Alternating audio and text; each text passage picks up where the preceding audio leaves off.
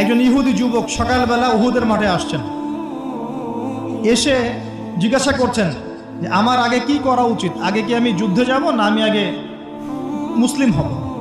সাহাবীরা তাকে বললেন আগে কালিমা শাহাদাত পড়, তারপরে উহুদের মাঠে আসো। সে এসেছে এই কারণে যে নবী সাল্লাল্লাহু আলাইহি ওয়াসাল্লাম মদিনায় আছেন, মদিনায় আরও ইহুদিরা আছে।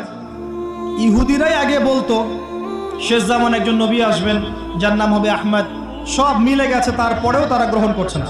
এই ছেলে সত্য চিনতে পেরেছে, সে চলে আসছে সত্যের কাছে, এসে ইসলাম কবুল করে যুদ্ধ করলো, শহীদ হয়ে গেল।